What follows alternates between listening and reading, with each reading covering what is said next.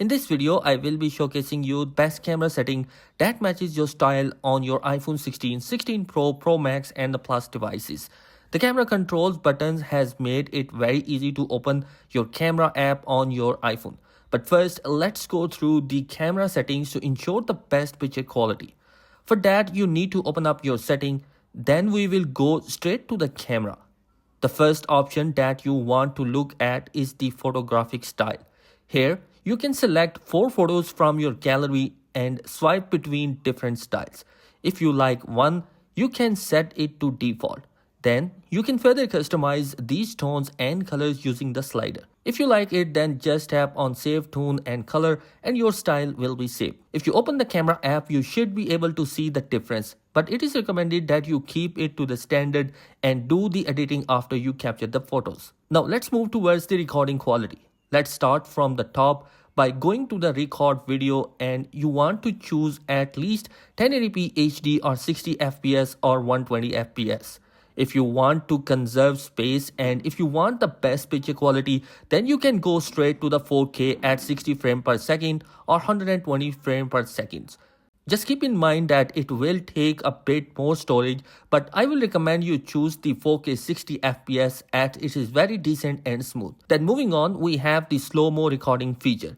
In this case, choose 1080p HD at 240 frames per second to get the best slow-mo, or you can select 4K at 120 frames per second to get the best quality. We have the cinematic video for cinematic, and if you want the cinematic quality video, then go to the 4K at 30 frames per second, or you can stick to 1080p resolution to conserve the storage.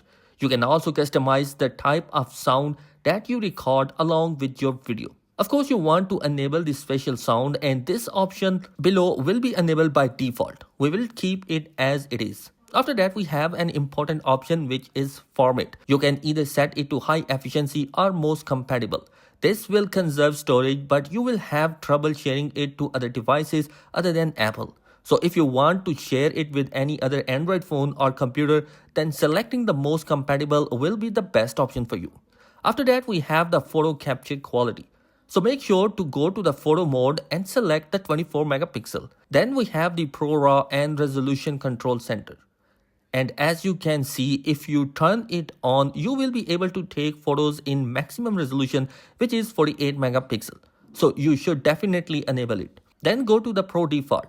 And now choose either JPEG Max, or if you want to edit your photos in the post, then select Pro RAW Max. And the Pro RAW format should be JPEG lossless. We will recommend you to keep both Pro RAW and the Apple ProRes enabled, which will give you the option in the camera to enable or disable them whenever you want. Just note that when RAW is enabled while taking photos, you won't be able to use the live mode. The last option in the format setting will be the video capture. And similarly, if you want to do video editing, then enable the Apple ProRes.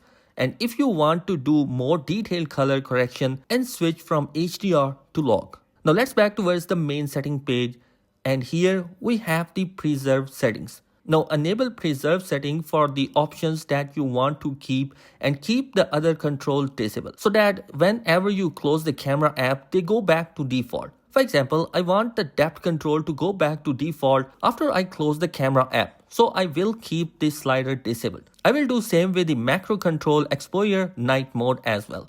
And if I want to preserve the photographic style, then I will enable the slider.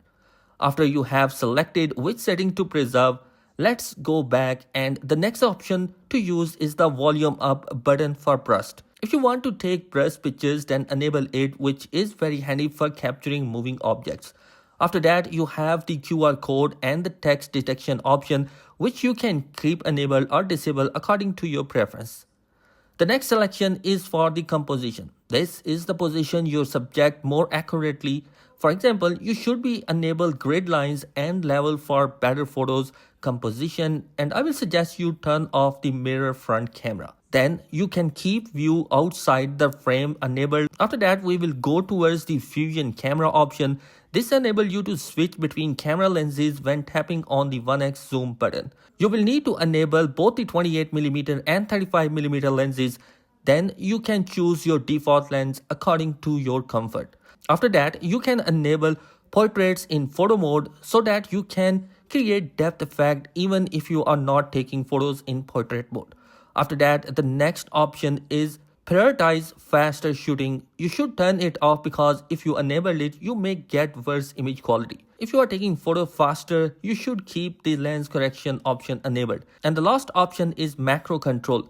If it's enabled, your iPhone will switch to a macro mode very often, which can be very annoying. So if you don't take the macro photos, then you should keep the macro control disabled. So guys, I hope that this has covered all the camera settings for your iPhone 16 series, and that is it in this particular video. I hope this video has helped you out in some way. If you like this video, then do consider subscribing my channel, and if you have any question or query, let us know in the comment section below. Thanks for watching. Be sure to subscribe. Peace.